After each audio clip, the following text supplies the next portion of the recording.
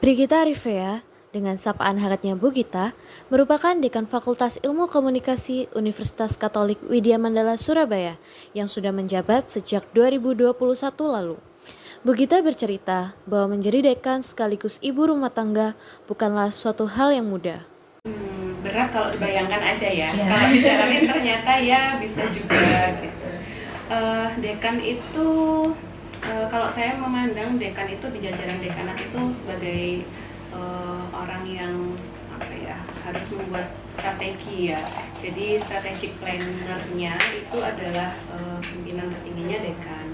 Lalu dia mampu mendengarkan banyak suara, banyak aspirasi dari berbagai sivitas di fakultas, tentunya ada mahasiswa, dosen, bahkan tenaga pendidikan.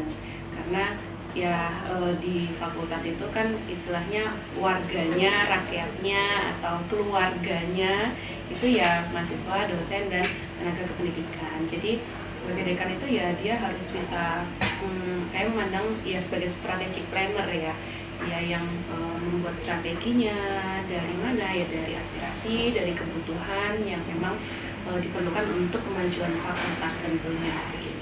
Istilahnya kalau sebagai sosok gitu ya saya harus hadir di fakultas, di kantor saya, di ruangan, terus ruangan saya terlalu terbuka gitu ya, jadi siapapun bisa masuk, bisa ketemu sama saya, mau ngapain aja monggo silakan, mau konsultasi, mau curhat yang dengan appointment ataupun yang curcol gitu ya, tiba-tiba teman-teman datang konsultasi tapi di tengah-tengah konsultasi ada curhatan ya, itu kan curcol ya. Itu saya sih menganggap ya itu saya menyediakan diri saya, sosok saya itu ada di sini untuk semuanya di fakultas. Saya baru sebagai dekan itu baru tahun 2021. Kalau suka duka itu ya tentu ada ya, ada sukanya, ada dukanya. Yang mana dulu ya? Duka dulu kali ya. Kalau dukanya itu ya jamnya tidak lagi banyak untuk diri sendiri dan keluarga, jujur ya. Jadi ya saya kita semua sih sebenarnya, kita semua tuh ya pasti ada pengorbanan gitu ya. Jadi jam kerjanya pasti nambah, dukanya itu ya jalan-jalannya sedikit gitu, terus ya itulah, itu dukanya. Tapi sukanya juga tentunya banyak ya. Misalnya bahwa saya bisa punya jejaring yang lebih luas, saya bisa kenal semua orang di universitas, karena kan ya istilahnya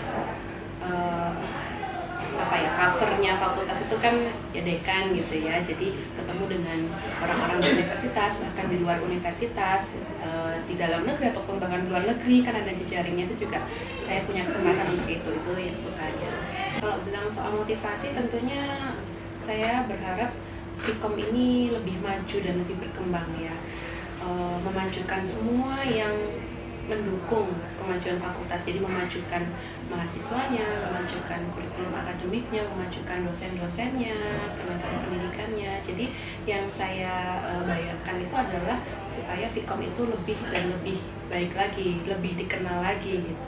Meskipun mengalami banyak suka dan duka yang dilaluinya, namun dengan ketulusannya memajukan Vkom dan dengan support sistem yang luar biasa dari keluarga di rumah maupun keluarga di kampus, membuatnya terus bersemangat dalam melayani melalui pekerjaannya. Saya punya support system yang luar biasa juga gitu. Yang paling penting sih menurut saya, selain yang motivasi, itu adalah kita punya support system yang luar biasa. Kalau di fakultas, di ruang publik saya punya teman-teman dosen, tending, mahasiswa gitu ya, ada unit-unit juga. Kalau di rumah saya punya support system ya keluarga saya gitu. Nah itu motivasi yang luar biasa sih, dukungan. Ya pernah saya di titik bahwa kayaknya capek itu bukan capek fisik ya, maksudnya capek itu bukan lagi capek fisik tapi capek mental, capek pikiran gitu ya. Untungnya nggak yang kalau sekarang nyebutnya mental illness itu ya, saya nggak di situ gitu, karena ada support system saya yang luar biasa. Tapi ya itu berada pada titik kayaknya capeknya itu ya capek pikiran gitu, itu sih. Tapi nggak sampai saya pengen berhenti, sudah cukup, nggak mampu gitu, judahannya sih nggak. Karena ya itu tetap berpikir positif, dan merasa bahwa ini bisa kok jalani satu persatu. Jadi memang harus satu persatu gitu, nggak yang semuanya diambil sendiri, tapi coba dibedah dari satu-satu, diselesaikan satu-satu. Kalau masalah itu pasti ada, misalnya berbeda pendapat, ada yang tidak setuju, terus berbeda argumen, berbeda cara berpikir, itu pasti ada. Yang pasti satu, ya kita di Fakultas Komunikasi ya, jadi harus dikomunikasikan kan gitu. Tapi bukan yang sampai berkonflik terus jadi relasinya jadi nggak bagus, nggak baik, itu enggak. Karena ya kita di sini mencoba untuk tetap mengkomunikasikannya.